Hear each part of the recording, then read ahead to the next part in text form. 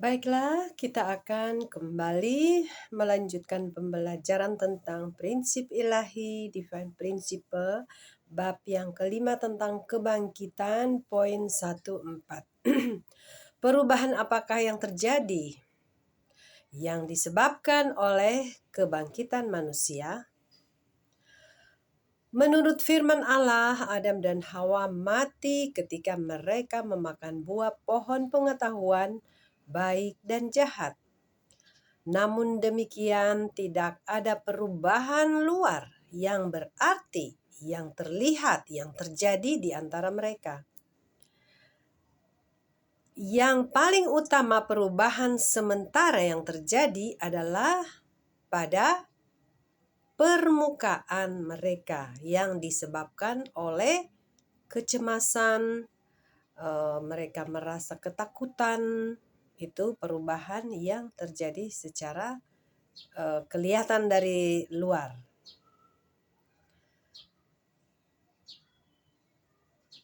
Sama halnya tidak ada perubahan luar yang terjadi pada manusia yang jatuh ke dalam dosa ketika mereka dibangkitkan. Ketika mereka dibangkitkan tidak ada tanda-tanda lahiriah. Kejatuhan manusia itu secara internal. Seseorang yang telah dilahirkan kembali melalui Roh Kudus pastilah mengalami kebangkitan. Bandingkan orang yang beriman dengan seorang perampok. Yang seorang telah dibangkitkan kepada tingkatan kelahiran baru ke dalam alam yang baru, alam ilahi.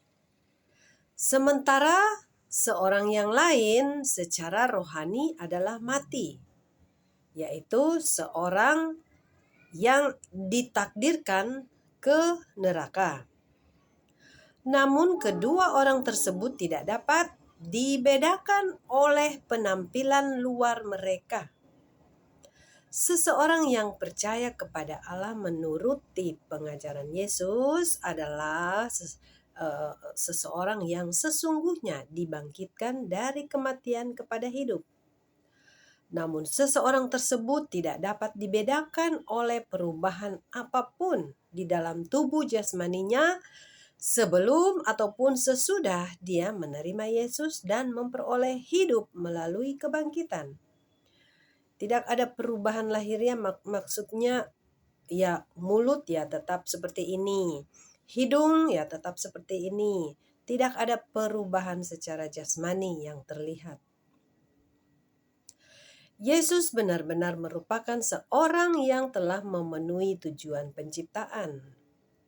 Namun, dinilai dari penampilan luar, Yesus tidak memberi perhatian yang berbeda dari orang berdosa yang lain.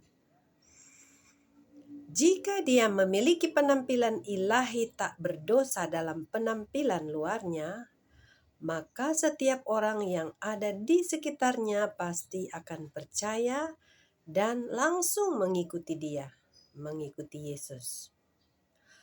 Perubahan yang dialami seseorang ketika ia dibangkitkan dan masuk ke dalam pemerintahan Allah terjadi hanya secara internal di dalam hati.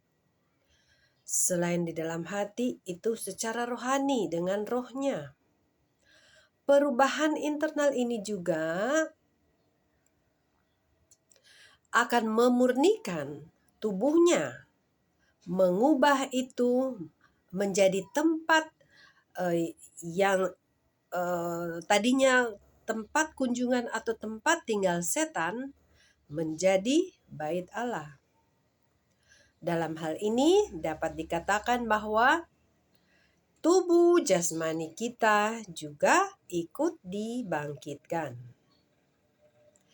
Kita dapat membandingkannya kepada suatu bangunan yang sebelumnya digunakan untuk tujuan yang jahat dan sekarang digunakan sebagai tempat beribadah. Meskipun tidak ada perubahan pada tampilan luarnya, sekarang itu telah dikuduskan sebagai gedung suci, bait suci. Begitu juga tubuh manusia yang menjadi bait Allah, itu tidak ada tanda-tanda luar yang kelihatan.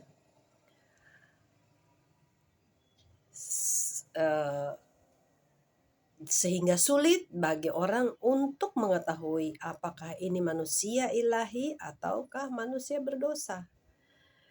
Ya, jadi ini begitu jelas penjelasan tentang tanda-tanda luar tidak ada di dalam diri orang yang dibangkitkan atau orang yang di dalam kuasa setan. Nanti kita lanjutkan. Terima kasih.